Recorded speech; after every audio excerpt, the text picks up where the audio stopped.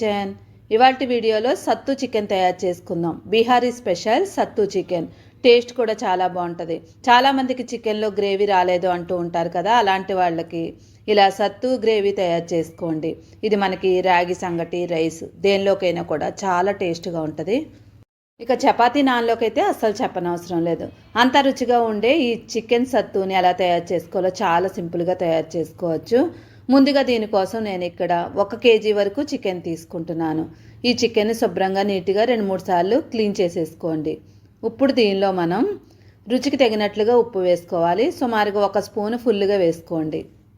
మీరు తినే టేస్ట్ని బట్టి సాల్ట్ యాడ్ చేసుకోండి. తర్వాత దీనిలో 1/2 స్పూను పసుపు వేసుకోవాలి. నిమ్మకాయని ఒక అరముక్క వరకు వేసుకోండి. కేజీ చికెన్కి అరముక్క నిమ్మరసం వేసుకోవాలి. 2 స్పూన్ల వరకు నూనె వేసుకోండి. ఇక్కడ నేను నువ్వుల నూనె వేసుకుంటున్నాను. ఈ ప్లేస్లో కావాలనుకుంటే మీకు నార్మల్ నూనె అయినా వేసుకోవచ్చు. తర్వాత దీనిలో 1 ఉల్లిపాయని చిన్న ముక్కల కింద కట్ చేసి వేసుకోండి. పెద్ద సైజు ఉల్లిపాయని తీసుకున్నాను. ఇప్పుడు మొత్తం అన్నింటినీ కూడా బాగా కలిపేసుకోండి. తర్వాత దీనిలో మిరియాల పొడి వేసుకోండి. ఒకవేళ మీ దగ్గర మిరియాల పొడి లేదనుకోండి, 1 స్పూన్ వరకు కారం వేసుకోండి. మిరియాల పొడి వేయడం వల్ల టేస్ట్ అనేది చాలా బ్యాలెన్స్డ్గా చాలా బాగుంటుంది. సత్తు తయారు చేయడం కోసం 3 పిడికెళ్ళు ఉప్పు శనగలు తీసుకోవాలి. మనం తినే శనగలు అనమాట. ఇవి ఆరోగ్యానికి కూడా చాలా మంచిది. ఇది గ్రేవీలో వేయడం వల్ల ఇంకా రుచి అనేది ఇంకా బాగుంటుంది. ఇప్పుడు వీటిని పైన ఉన్న పొట్టు అంతా కూడా తీసేసుకోండి. మొత్తం పొట్టు పోయే వరకు చేత్తో ఇలా అనేసుకొని చూడండి. ఇలా అనేసినట్లయితే పొట్టంతా కూడా సపరేట్ అయిపోద్ది. ఇలా సపరేట్ అయిన దాన్ని పక్కకు తీసేసుకొని ఓన్లీ మనం శనగపప్పును మాత్రమే తీసుకోవాలి.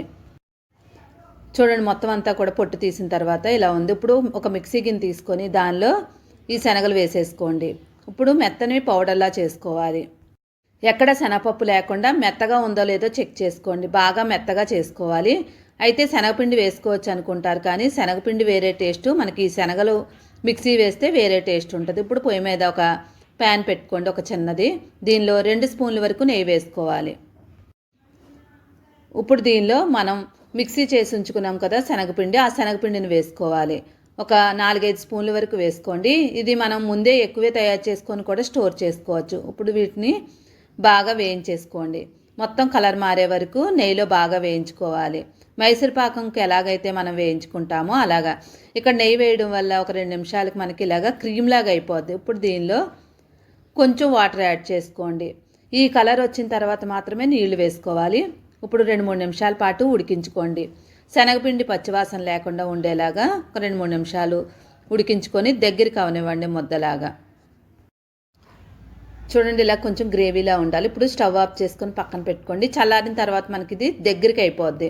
ఇప్పుడు అదే పొయ్యి మీద ఒక గిన్నె పెట్టేసుకోండి. ఇప్పుడు దీనిలో 4 స్పూన్ల వరకు నూనె వేసుకోవాలి.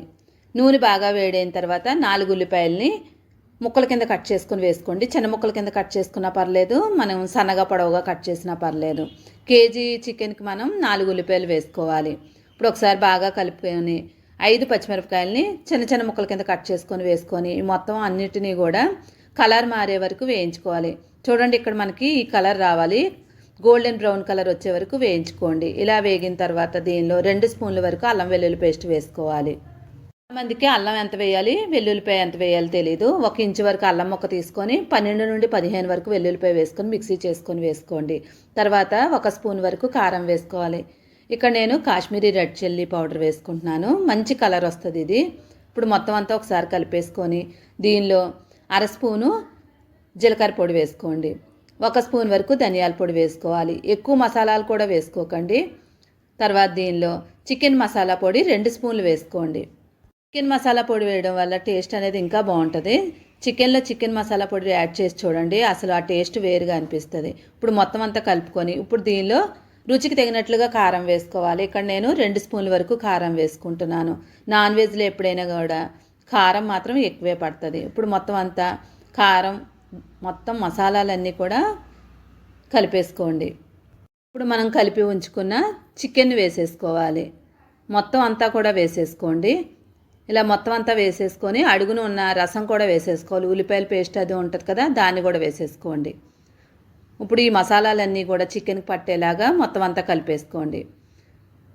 ఇప్పుడు హై ఫ్లేమ్ మీద పెట్టుకొని 2 నిమిషాల పాటు చికెన్లోంచి వాటర్ రావాలి, ఇంకా మనకి ఆయిల్ కొంచెం పైకి తేలే వరకు కలిపేసుకోండి.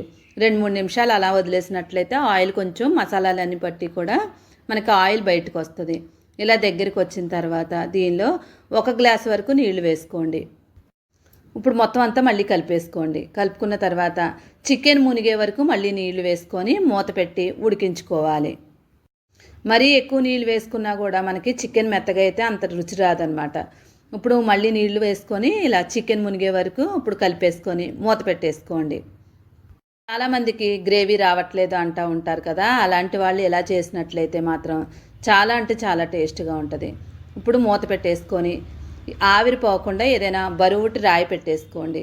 ఇలా ఆవిరి పోకుండా రాయి పెట్టుకోవడం వల్ల మసాలా అంతా కూడా బయటికి పోకుండా చక్కగా లోపలే గుమగుమలాడిపోద్ది.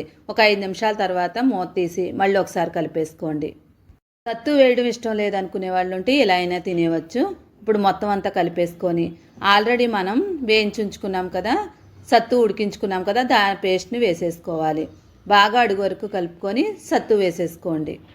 చాలామందికి రెస్టారెంట్కి వెళ్ళినప్పుడు సత్తు చికెన్ అంటే ఏంటో తెలియదు. సత్తు చికెన్ అంటే ఏమీ కాదు, మనం ఉప్పు శనగలను వేయించి మిక్సీలో వేసుకున్న పేస్ట్ మాత్రమే. ఇది వేయడం వల్ల మనకి టేస్ట్ కూడా గుమగుమలాడిపోతూ ఉంటుంది. ఇప్పుడు మొత్తం అంతా వేసుకున్న తర్వాత కలిపేసుకోండి. కలుపుకొని చూడండి, ఇక్కడ మనకి గ్రేవీ వేయగానే మనకి చక్కగా అయిపోద్ది. ఇది ఆల్రెడీ వేయించుకున్నాం, ఉడికించుకున్నాం కాబట్టి ఈ పేస్ట్ అనేది మనకి ఎక్కువ స్మెల్ రాదు. తర్వాత గరం మసాలా పొడి వేసేసుకొని మొత్తం అంతా కలిపేసుకొని మూత పెట్టి ఒక 5 నిమిషాల పాటు ఉడికించండి. మరీ ఎక్కువసేపు అవసరం లేదు, 5 నిమిషాలు ఉడికితే చాలు. 5 నిమిషాల తర్వాత మనకి గుమగుమలాడే చిక్కటి చికెన్ గ్రేవీ కర్రీ రెడీ అయిపోయింది. ఇప్పుడు మొత్తం అంతా ఒకసారి బాగా కలిపేసుకోండి. కలుపుకున్న తర్వాత ఫైనల్గా కొత్తిమీర వేసి 1 నిమిషం మూత పెట్టేసుకోవాలి. కొత్తిమీర వేసిన వెంటనే అలానే తినేయకుండా కంపల్సరీ స్టవ్ ఆఫ్ చేసుకొని ఒక 5 నిమిషాలు అలా ఉంచినట్లయితే ఒక 5 నిమిషాల తర్వాత మూత తీసి చూడండి, అబ్బా చికెన్ అంటే ఇదా అన్నట్టు ఉంటుంది. ఒకసారి తప్పకుండా ట్రై చేయవలసిన చాలా అంటే చాలా మంచి గ్రేవీ కర్రీ ఇది. చాలాసార్లు చికెన్ గ్రేవీ కర్రీలు చేసి ఉంటారు, కానీ ఇలా చేసి ఉంటారు. తప్పకుండా ట్రై చేసి ఎలా వచ్చిందో టేస్ట్ అనేది చెప్పండి. ఇవాళ మా ఇంట్లో రాగి సంగటి చేయమన్నారు ఈ సత్తు చికెన్తో, అందువల్ల రాగి సంగటిని తయారు చేశాను. పిల్లల నుండి పెద్దల వరకు కూడా మా ఇంట్లో చాలా ఇష్టంగా తింటారు ఈ గ్రేవీతో.